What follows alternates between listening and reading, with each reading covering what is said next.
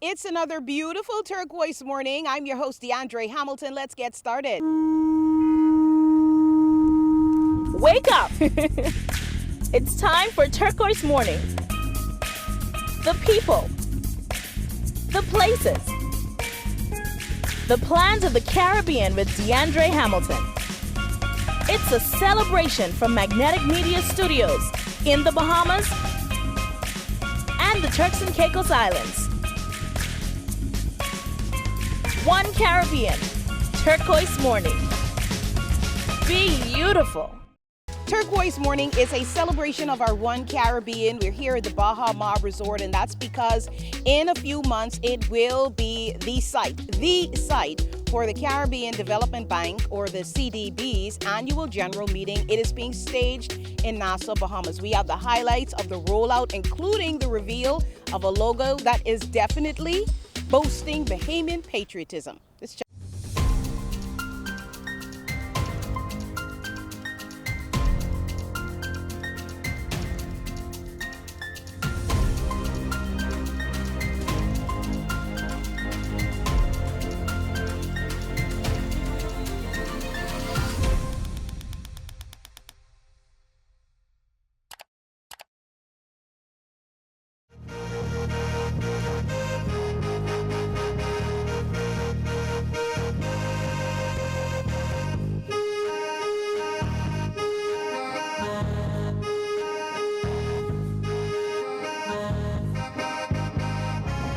Mr. Daniel Best is the 7th president of the Caribbean Development Bank, guiding the institution's work across the region at a time when resilience, innovation, and sustainable development are essential.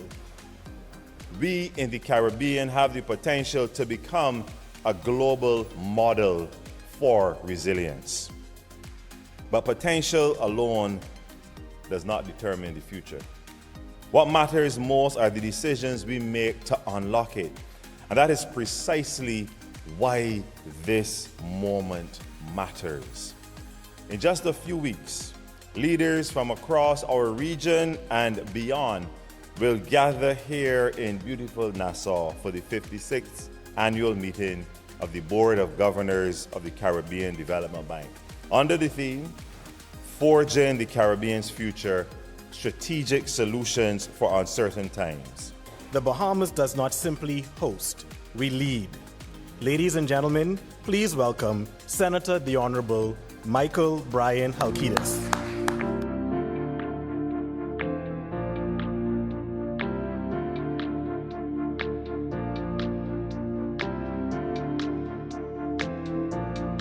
It was nearly 1 year ago that the Bahamas assumed the chairmanship of the Caribbean Development Bank's Board of Governors during the closing ceremony of the bank's 55th annual meeting held in Brasilia, Brazil. At that time, we accepted the responsibility not only to guide the work of the board, but also to strengthen the partnership between the bank and its member countries, a responsibility that the Bahamas embraced with great pride. The Caribbean Development Bank has long been a valued partner in developing priorities of the Bahamas. For more than 5 decades, the bank has supported initiatives that have strengthened infrastructure, improved education, expanded essential public services, and enhanced institutional capacity across our islands. Morning breaks, the heaven on high. I lift my heavy load to the sky. Sun comes down with the burning glow, mingles my sweat with the earth below. Oh, island on the sun, ruled to me by my father's hand. On my days I will sing and praise of your forest waters, your shining sun. I see a woman on bended knees, cutting cane for her family. I see a man by the waterside, casting nets at the riverside. We will anchor this focus, our efforts, on three priorities: youth, institutions, and climate action. The prosperity of our region will depend on whether we equip the next generation with the skills and opportunities they need to lead. Effective public institutions form the foundation for sound economic management, investor confidence, and the delivery of service that improves people's lives. Strong theme, courageous agenda, sweet melodies, and soon a new 2026 logo to be unveiled.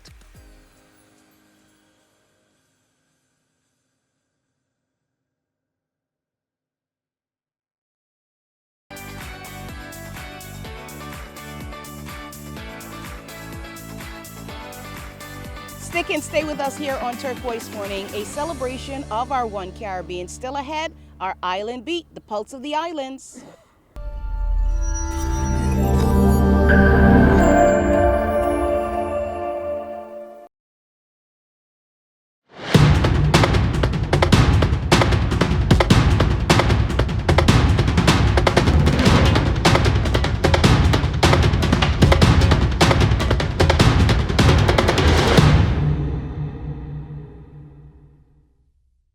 You're watching Turquoise Morning, and we are at the Baha Mar Resort because this is where the Caribbean Development Bank, or the CDB, joined up with the Ministry of Economic Affairs, our Minister, Michael Halkitis, to talk about what was coming this summer in regard to an annual general meeting, which is always a meaty moment when it comes to Caribbean economics and economies. But right now, we're going to get to some fun stuff because we've got the Island Beat.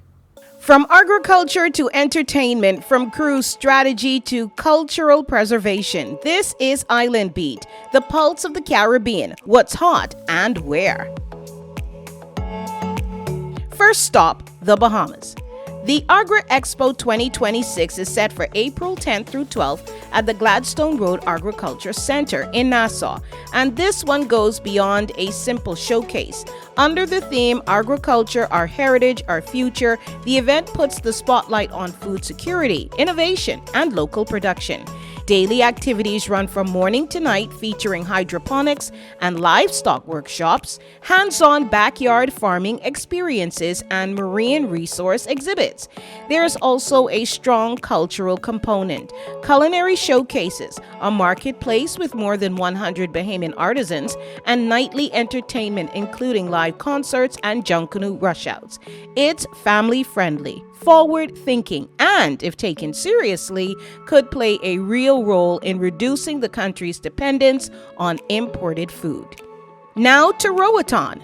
The island has secured a major win, selected to host the FCCA Central America Cruise Summit in 2026, one of the region's most influential cruise industry gatherings. This summit brings together top cruise executives, government leaders, and tourism stakeholders for high-level discussions, networking, and deal-making. The decision follows strategic meetings at Sea Trade Cruise Global, where Roatan positioned itself as a strong, profitable, and accessible destination. Hosting the summit gives the island a rare opportunity, direct access to the decision makers who shape cruise itineraries. But it also raises the stakes, because once the spotlight is on, expectations follow. Next, Exuma in the Bahamas. From music to the sea, in Georgetown, Exuma, the Bahamas, the country's most celebrated sailing event returns. The National Family Island Regatta, set for April in Elizabeth Harbor, is more than a race, it's a national tradition. Since 1954, handcrafted wooden sloops in classes A, B, and C have battled wind and tide using strength, skill, and those iconic pry boards. No engines, no winches, just raw seamanship. On shore, the Regatta Village comes alive with Bahamian food, live music, and cultural performances, making this the Super Bowl of sailing and one of the biggest homegrown festivals in the country. And finally, Jamaica. The Ocho Rios Jazz Festival returns in June with activities centered around June 21st, continuing its long-standing tradition of celebrating jazz in the Caribbean. The festival blends classic and contemporary styles, featuring both local and international performers, including renowned saxophonist Dean Frazier. Some performances are free, making the event accessible, while others offer premium concert experiences. It's a reminder that even in a region known for high-energy genres, jazz still holds its place, evolving, adapting, and connecting generations through music. And when you step back and look at it all, a pattern is emerging. Across the Caribbean, events are becoming more intentional, more immersive, more strategic. Whether it's agriculture, tourism, music, or culture, these experiences are not just attracting visitors, they're shaping the identity of the region. That's your Island Beat, the pulse of the Caribbean. What's hot and where?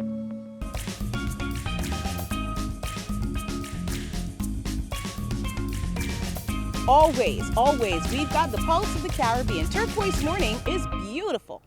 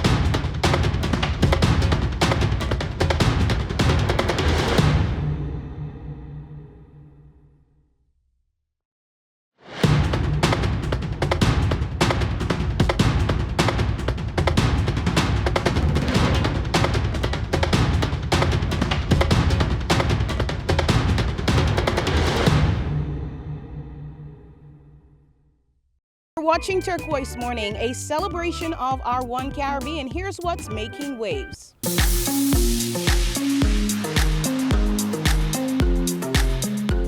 With tens of thousands of eligible Bahamians still not registered across the country's 39 constituencies, the race to get on the voters list is now fully underway after Prime Minister Philip Davis made a decisive move. In a break from tradition, Davis announced the election timeline ahead of the formal dissolution of Parliament, setting the stage for a May 12th general election. The Prime Minister's statement read in part, "I will advise the Governor General to dissolve Parliament on April 8th. Writs of election will be issued on April 9th, and General Election Day will be May 12th. That early call, made just ahead of the evening news on Wednesday, has triggered a surge at registration centers nationwide as Bahamians rush to meet the legal cutoff. By law, voter registration closes the moment Parliament is dissolved, and we now know that will happen next week. Registration centers in Nassau have hit 20. In Grand Bahama, there are 15 sites, and throughout the Family Islands, and more are likely to pop up. Harrison Thompson, Parliamentary Registration Department Commissioner, said one change is activated for sure: an end to collection of the new biometric cards, especially as they are not essential to voting. Bahamians can still vote with the older model purple paper cards. In his statement, Thompson said, following a careful review of current operations, the Parliamentary Registration Department will temporarily suspend voter verification services until after the upcoming general election, end quote. Thompson made it clear verification is only required for biometric voters' cards and is not necessary to cast a ballot. He also reassured voters that even without a card, once registered, they can vote using valid government-issued identification.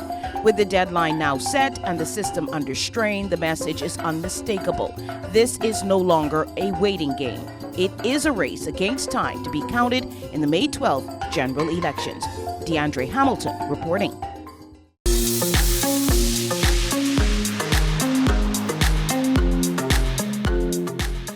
So that's what's making waves in and around our Caribbean region. Still ahead, we've got some of the wonderful talent on display at that CDB rollout of the new logo, an announcement for the AGM, which is being staged in Nassau, Bahamas. You got to stick around for that. I'm telling you, it is amazing stuff.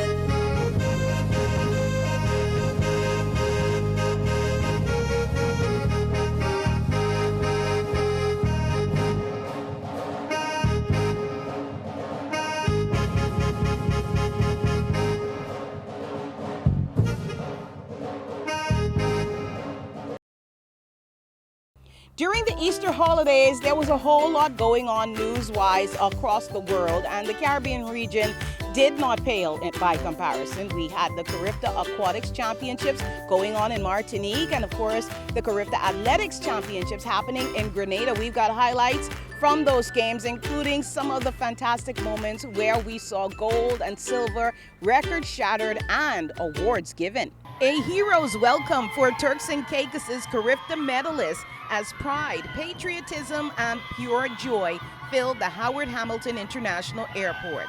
Scores of residents turned out Wednesday afternoon, families, supporters, media, and national leaders, including the Premier. Children waved TCI flags as the sounds of Junkanoo echoed through the airport. We Funk Junkanoo groups setting the rhythm for a celebration of excellence.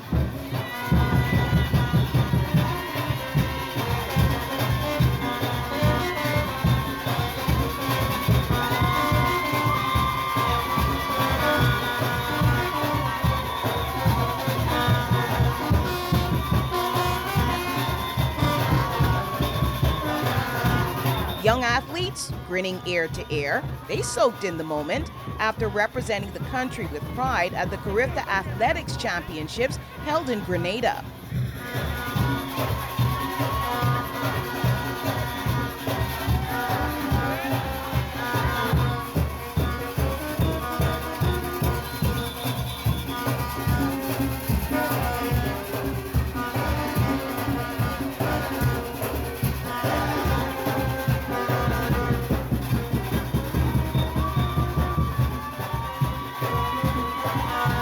Shifting gears slightly, among the standouts, Turks and Caicos' lone swimming medalist, Luke Derliat, delivering a bronze medal performance in the boys 11 to 12 200-meter butterfly at the Carifta Aquatics Championships in Martinique.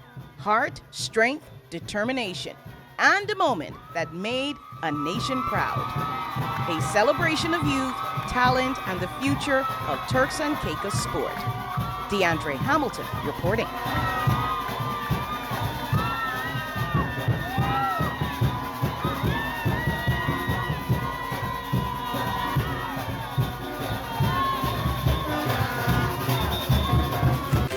Congratulations to all of the athletes. We know that you work so diligently, so hard to not only represent yourselves and your families, your settlements and your provinces, your parishes and your keys, but also your countries. Well done.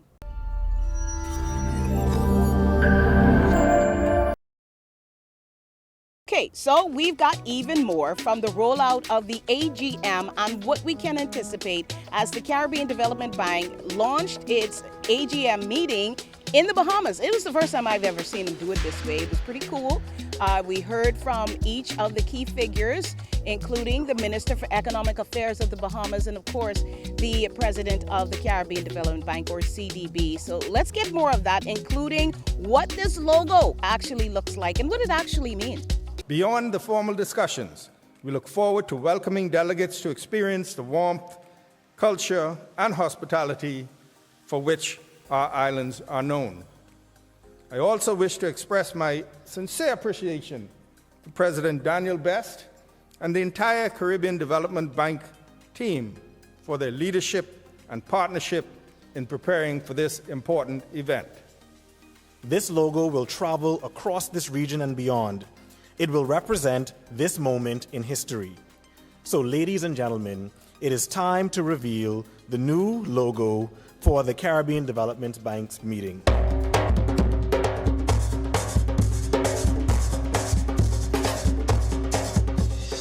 A changing world, a resilient region, a future forged together. Introducing the logo for the Caribbean Development Bank's 56th annual meeting of the Board of Governors. A bold, energetic visual identity created to represent this important moment for the region. At the heart of the design is a stylized West Indian flamingo, the national bird of the Bahamas, integrated seamlessly into the number 6 in 56, creating a distinctive visual mark that immediately evokes the warmth, color, and ecological richness of the Bahamas.